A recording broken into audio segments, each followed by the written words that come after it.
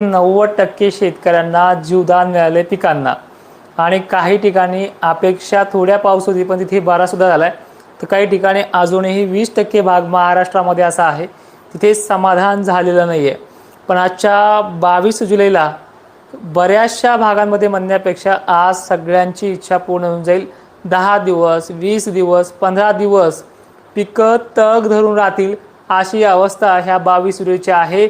आणि उद्यापासून वाऱ्याचा जोर वाढून काही भागांचा पाऊस कमी होणार आहे। तर ते देखील पाहूयात आणि लक्षपूर्वक ऐका। आज नाशिक क्षेत्रातल्या राहिल्या सायल्या सगळ्या भागांची व्याप्ती पूर्ण होऊन जाईल तशी ती काल झालीच आहे। पुणे परिसर छत्रपती संभाजीनगर ते अहिल्यानगर खानदेश संपूर्ण आहे आणि विदर्भ ही संपूर्ण आहे।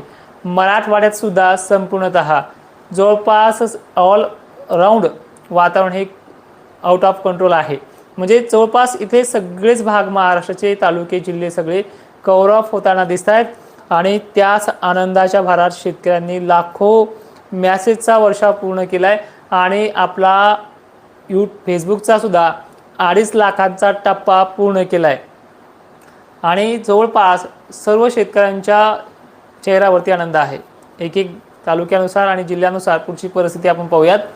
आज खानदेश संपूर्ण जिल्हे परत रिपीट स्टेशनमध्ये काही ठिकाणी जोरदार तर काही ठिकाणी मुसळधार पाऊस हा पडणार आहे। अमरावती अकोल्यामध्ये अनेक भागांना दमदारची व्याप्ती 40-50 ची असेल पण अनेक भागांना आज मुसळधार पाऊस देखील अपेक्षित आहे। 22 जुलैची संध्याकाळपर्यंत व्याप्ती आहे।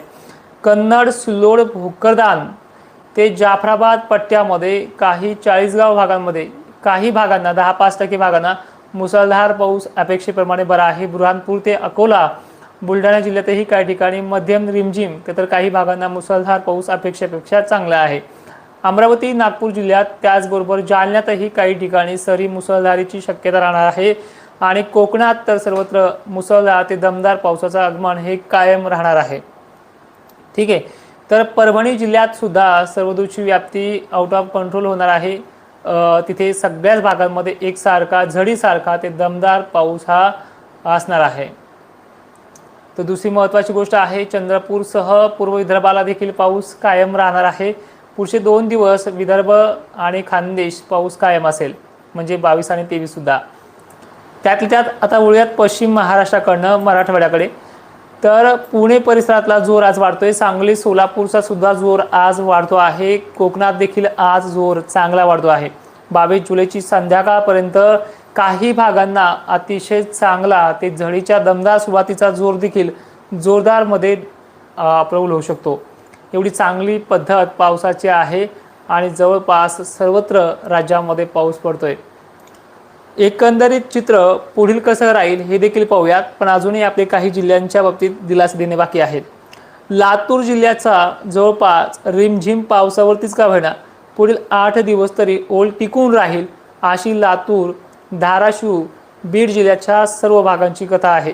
नांदेडमध्ये जोर वाढणार आहे। नांदेडच्या आणखीन काही भागांमध्ये जोरदार सरी कोसळणार आहे।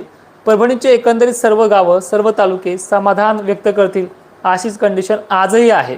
कालही तिथे झालाय आणि दुसरी महत्त्वाची गोष्ट अशी आहे की इकडे हिंगोली पुसद डिग्रजसह सर्वदूर पावसाची नोंद ही विदर्भाच्या एकंदरीत सर्व गावांची कालही झाली आजही होणार आहे उद्याही आहे।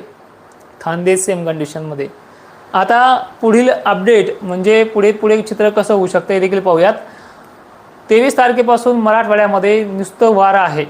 बारीक सारीक झडीसारखं शितोडे पडतील। आजच्या 21 सारखं आणि 22 सारखं चित्र उद्याचं नाहीये पण छत्रपती संभाजीनगर धुळे जळगाव खानदेश अकोला अमरावतीचं ते सेम टू सेम राहणार आहे। इकडे कर्नाटकमध्ये 23 तारखेला जोर वाढतोय त्यामुळे बेळगाव कर्नाटक अशा अनेक भागांना तिथे पाऊस चांगला पडणार आहे। मराठवाड्यात आणि दक्षिण महाराष्ट्रात वाऱ्यामुळे पाऊस उद्यापासून 23 जुलैपासून कमी होईल। 24 पासून पुन्हा पाऊस हा धुळे खानदेशसह छत्रपती संभाजीनगर तर नांदेड पट्ट्यामध्ये वाढतोय 24 तारखेला 24 जुलैला। 25 पासून वातावरण पुन्हा बरेच जण 25 पासून पाऊस उघडला असं सांगताय। तोडकर यांच्या उलटा चालतोय। नांदेड पट्ट्यामध्ये लातूर पट्ट्यामध्ये अकोला अमरावतीमध्ये पाऊस हा चालतच राहणार आहे। पाऊस फक्त मध्य महाराष्ट्र हा कमी होऊन जाईल पण तिथे पावसाचं वातावरण हे टिकून असणार आहे। छत्रपती संभाजीनगर खानदेश सुद्धा आभाळ कमी होणार नाहीये उघडल्यासारखं वातावरण वाटणार नाही, पाऊस हा चालूच असणार आहे. अकोला, अमरावती, नागपूर, चंद्रपूर, गोंदियाला विहिरीला पाणी यायची सुरुवात 26 तारखेपासून होते आणि याच्यामध्ये लातूर, नांदेडचाही समावेश काही भागांचा असेल, म्हणजे विहिरीच्या पाण्याचा स्रोत वाढेल. असा मुसळधार सर ह्या लातूरच्या, नांदेडच्या काही मुख्य भागात असेल. आता मी याच्यामध्ये सर्वदूरचा शब्द वापरत नाही. हे का वापरत नाही? कारण की तुम्ही 5-6 दिवस दम धरत नाही.